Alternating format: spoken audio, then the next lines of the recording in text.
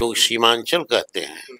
पूर्णिया को, अररिया को, किशनगंज को, कटिहार को, ये सब सीमांचल कहते हैं, लेकिन है वो मिथिलांचल का इलाका। तो इसमें अति पिछड़ा वर्ग को जो प्रतिनिधित्व मिलना चाहिए टिकट के माध्यम से, वो कम मिला था। नमस्कार, आपके साथ मैं रोहित कुमार, आप ही न्यूज़ फॉर नेशन पर। आखिरकार लंबे इंतजार के बाद अब आरजेडी को अपना नया प्रदेश अध्यक्ष मिल जाएगा। आज मंगनीलाल मंडल ने जो है नामांकन भी कर दिया। इस दौरान तेजस्वी यादव, लालू यादव, मीसा भारती और राबड़ी देवी आरजेडी दफ्तर में मौजूद थी।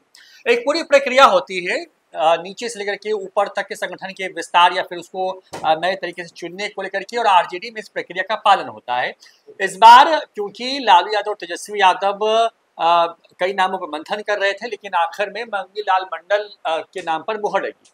लेकिन इस खबर के अंदर की जो खबर है वो बताएंगे आपको। दरअसल हुआ ये है कि मंगनीलाल जो मंडल हैं वो एक बार न्यूज फॉर कैमरे पर उस वक्त पकड़े गए जब वो आरजेडी दफ्तर पहुंचे थे, और जो जगदानंद सिंह की कुर्सी थी उस कुर्सी पर वो 21 मार्च को ही बैठ गए थे। उसी वक्त हमने ये खबर चलाई थी कि मंगनीलाल मंडल ही जो है अब नए प्रदेश अध्यक्ष होंगे आरजेडी के। आज उस पर मुहर भी लग गई है, लेकिन आखिर ऐसी मजबूरी क्या रही कि कई नाम, शिवचंद्र राम हो, आलोक मेहता हो, इन तमाम नामों को दरकिनार करते हुए जदयू छोड़ करके आए एक नेता को पार्टी की कमान लालू यादव और तेजस्वी यादव देने की सोची। लालू यादव, तेजस्वी यादव लगातार ये कहते रहे हैं, चाहे वो सम्राट चौधरी हो, जदयू के जो पूर्व के प्रदेश अध्यक्ष रहे उनके बारे में, कि हमारे यहाँ उनके यहाँ तो नेता भी नहीं है, हमारे यहाँ से कोई छोड़ के जाता है तो उसको प्रदेश अध्यक्ष बीजेपी और जदयू वाला बना देता है। लेकिन जदयू से छोड़ करके आए एक नेता को आखिर ये मजबूरी क्या थी कि लालू और तेजस्वी यादव को जो है उनको पार्टी की कमान सौंपने तक का फैसला लेना पड़ा। ऐसे वक्त में जब बिहार में चुनाव करीब करीब जो है अब 90 दिन बाद होने वाले हैं। देवांशु हमारे साथ मौजूद हैं। देवांशु, नामांकन भी हो गया। जो खबर हमने 21 मार्च को चलाई थी कि जगदानंद सिंह की कुर्सी पर बैठना कोई इत्तेफाक नहीं था, बल्कि एक इशारा था उसी वक्त से, तो उस कुर्सी पर बैठने वाले मंगनीलाल मंडल ने नॉमिनेशन कर दिया है, और बस अब औपचारिक ऐलान जो है आरजेडी के अंदर वो होना है जब उसकी बैठक होगी उस दिन। मजबूरी क्या थी? क्यों तेजस्वी यादव और लालू यादव ने चुनाव से पहले उनके साथ सालों से रहे जो पुराने नेता हैं उनको दरकिनार करते हुए किसी दूसरे दल से आए नेता पर भरोसा जताया और उसको ये मौका दिया? देखिए, भले ही वो दूसरे दल से आए थे, लेकिन लंबे वक्त से रोहित जो है वो मंगनीलाल मंडल जो है वो आरजेडी में ही रहे हैं। मतलब कि 1986 से लेकर 2004 तक एमएलसी रहते हैं, फिर 2004 से लेकर 2009 से वो राज्यसभा जाते हैं। सब कुछ आरजेडी में रहते हुए फिर 2000 ये तो बहुत जेडी में बहुत कम वक्त तक ही रहे। तो मूल रूप से कहने का तात्पर्य है वो हैं तो आरजेडीएन ही, कुछ वक्त के लिए जो है वो नीतीश कुमार की पार्टी में चले गए थे। देखिए, जो सवाल है कि क्यों आखिर लालू यादव और तेजस्वी यादव ने क्यों जो है वो मंगनीलाल मंडल को आरजेडी का प्रदेश अध्यक्ष जो है वो बनाया है हम कह देते हैं, क्योंकि अब नॉमिनेशन हो गया तो अब वही बनेंगे, क्लियर है।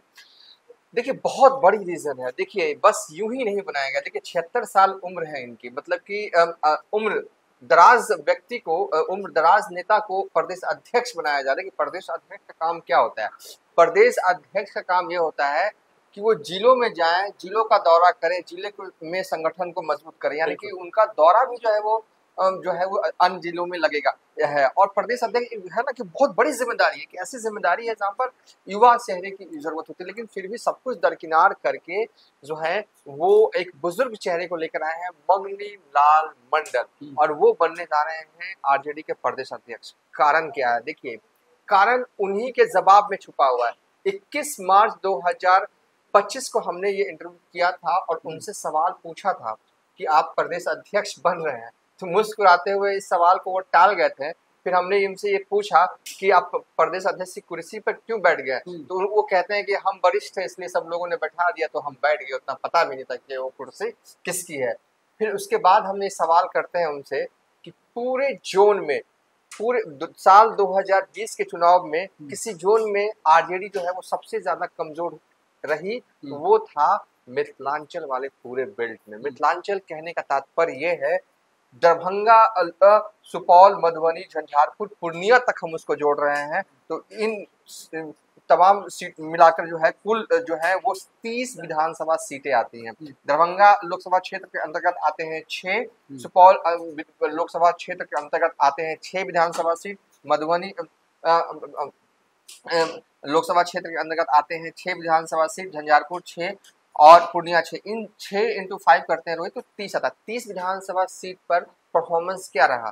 तो 30 पर से 5 ही विधायक हैं। क्यों 5 है? इसका जवाब जो है वो मंगनी लाल मंडल अच्छी तरीके से जानते थे और उन्होंने जो जवाब दिया, सबसे पहले उनके उस इंटरव्यू का थोड़ा सा अंश देख लीजिए। देखिए, बीते विधानसभा चुनाव में हमने देखा जिस इलाके से आप आते हैं कहीं ना कहीं आरजेडी के लिए वो खेमा जो है वो पूरा रीजन मधुबनी, झंझारपुर, दरभंगा बड़ा सेटबैक वाला रहा है। इस बार क्या लग रहा है कि इधर से कुछ ज्यादा विधायक बनेंगे, क्योंकि क्या तैयारी है? देखिए, नीतीश कुमार की सरकार नहीं बनती, हाँ।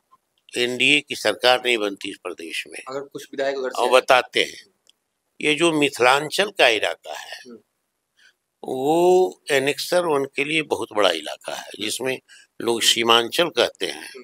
पूर्णिया को, अररिया को, किशनगंज को, कटिहार को, ये सब सीमांचल कहते हैं, लेकिन है वो मिथिलांचल का इलाका। तो इसमें अति पिछड़ा वर्ग को जो प्रतिनिधित्व मिलना चाहिए टिकट के माध्यम से वो कम मिला था। तेजस्वी जी इस सारे चीजों पर मंथन कर रहे हैं और उनका दिमाग बिल्कुल साफ है कि हम दलित को, जो उनका सीट है अति पिछड़ा है, उनको हम ज्यादा प्रतिनिधित्व देंगे और आगे बढ़ाएंगे। तो ये है, उधर से आरजेडी को सीट मिलेगी, काफी सीट मिलेगी। हाँ, काफी सीट मिलेगी इस बार। एक सवाल और है कि क्या आप माना जाए कि आप आरजेडी के आने वाले वक्त में प्रदेश अध्यक्ष बनने जा रहे हैं कुछ? क्योंकि आज जो विजुअल्स गिरा ना, ये तस्वीरें जो बैठक आप कर रहे हैं, इसमें ऐसा लग रहा है कि इस बैठक की को लीड आप कर रहे हैं और जिस कुर्सी पे बैठे हुए हैं आप, वो कुर्सी पे जगदानंद सिंह जी बैठा करते थे। देखिए, ये कार्यक्रम के लिए बैठक थी, तो चूंकि हमारी वरीयता है पार्टी में, पहले भी हम आरजेडी में रहे तब भी वरीयता, हमको ऐसे ही सम्मान मिलता था हमसे, तो ये कार्यक्रम के लिए जो बैठक थी।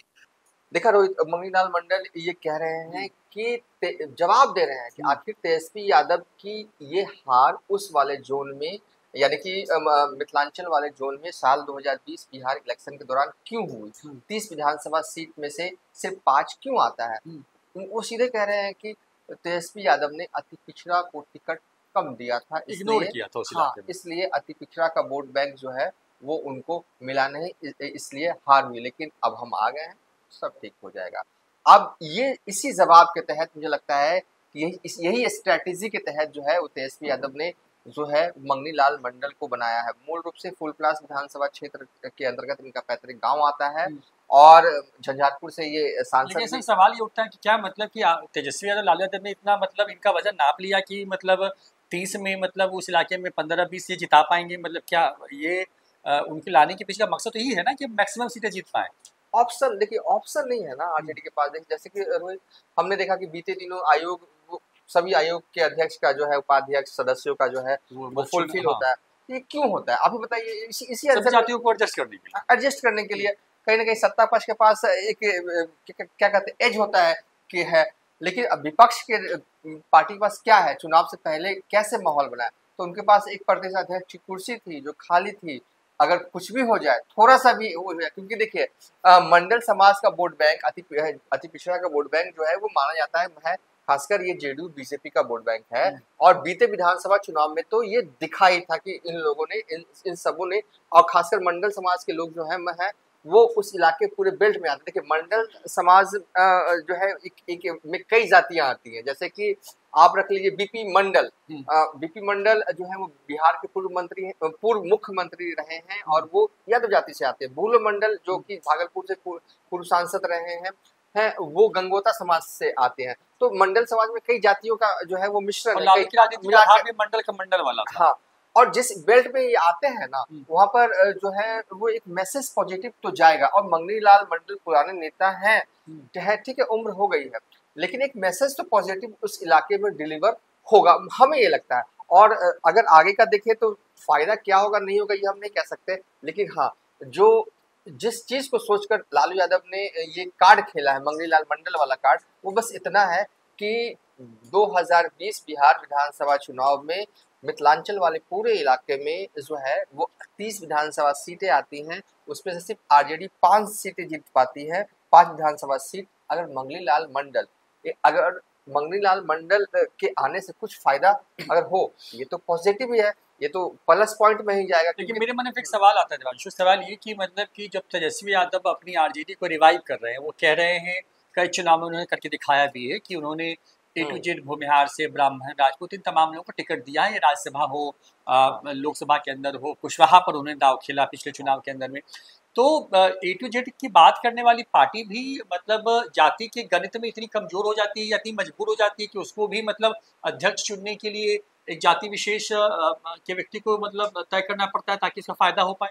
बिल्कुल बिल्कुल बिल्कुल। देखिए, क्योंकि देखिए आपने कहा कि तेजस्वी यादव कहते रहे हैं कि ए टू जेड की पार्टी, ठीक है, उनका स्लोगन है, उनका नारा है, लेकिन अब वो क्या कर सकते हैं? अगर ये एग्जाम्पल के तौर पे हम सब कुछ जो है आपके सवाल का जवाब देना चाहेंगे। अगर वो किसी राजपूत को बनाते हैं, अगर वो किसी भूमियार को बनाते हैं, अगर किसी या कहें कि ब्राह्मण को बनाते, तो क्या भूमियार का वोट बैंक टूट सकता था? क्या ब्राह्मण का वोट टूट सकता था? क्या भूमियार क्या जो है राजपूत का वोट बैंक तोड़ के क्या किसी को प्रदेश अध्यक्ष बनाने से ऐसा भी नहीं होता? वैसा हो जाए तो बीजेपी ऊपर से लेकर नीचे तक किसी को बना दे बीजेपी, लेकिन ऐसा नहीं हो सकता। लेकिन मंडल समाज के बनाने से एक पुराने नेता है, कुछ हो सकता है। हमने ये नहीं कहा कि टूट के आ जाएगा, ये तो हो ही नहीं सकता। ये तो अगर हम ये कह रहे हैं कि मंडल समाज के लोग जो हैं वो अगर वोट बीजेपी और जेडीयू को करते हैं, वो तो उधर ही करेंगे, लेकिन उस इलाके में कम से कम वो कुछ ही संभाल लें।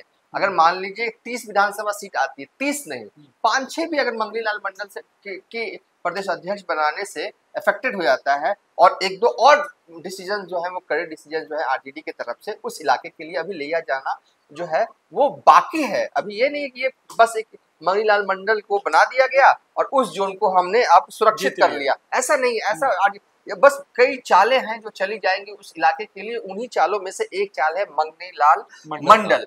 अगर वो 5 विधानसभा सीट को भी अगर संभाल लें, अगर मान लीजिए अगर 1,000 वोट भी उनके आने से एक विधानसभा में अगर 1,000 2,000 वोट भी अगर पड़ जाता है उस समाज का जो कि वोट करता है वो जेडीयू और बीजेपी को, तो ये इससे बेटर मुझे नहीं लगता कि कुछ हो सकता है। क्या आज के दिन आरजेडी अगर किसी और को बनाती, अगर ब्राह्मण या भूमियार या राजपूत को बनाते, तो क्या किसी ऐसी विधानसभा सीट में 5-6 विधानसभा सीट ऐसी हो सकती है जहां पर 1,000 ब्राह्मण, 1,000 भूमियार, 1,000 राजपूत को तोड़ के आरजेडी खेमे में वोट दिलवाया सकता? तो इसका मुझे लगता है कि जवाब है कि नहीं हो सकता, बड़ा मुश्किल के टास्क है, क्योंकि ये हार्डकोर वोटर माने जाते हैं एनडीए के।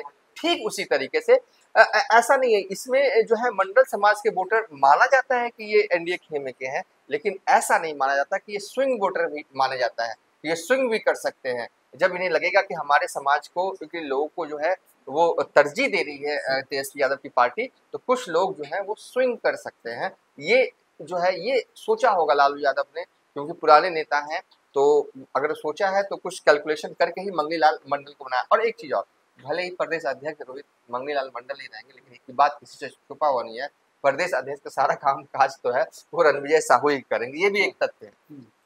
तो मतलब देखिए पूरी कहानी यही है कि मंगली लाल मंडल को प्रदेश की कमान देने के पीछे की जो कहें कि जो सोच है लालू यादव, तेजस्वी यादव की, वो यही है कि जो मिथिलांचल का इलाका है जहां पर एनडीए बहुत स्ट्रांग जोन में है। पिछले चुनाव के जो नतीजे हैं या जो लोकसभा चुनाव के नतीजे हैं, उन नतीजों ने ये साफ किया है कि वहां पर एनडीए अभी भी स्ट्रांग होल्ड करती है। ऐसे में वहां पर एनडीए के गढ़ को तोड़ने के लिए वहां के किसी व्यक्ति को मौका दिया गया है, जिसका एक मैसेज हो, क्योंकि राजनीति में सब कुछ मैसेजिंग पर ही निर्भर करता है, और तेजस्वी यादव, लालू यादव उसी मैसेजिंग को कन्वे करने की कोशिश कर रहे हैं कि हमारा समाज जो है, हम जो है हर समाज को लेके चल रहे हैं।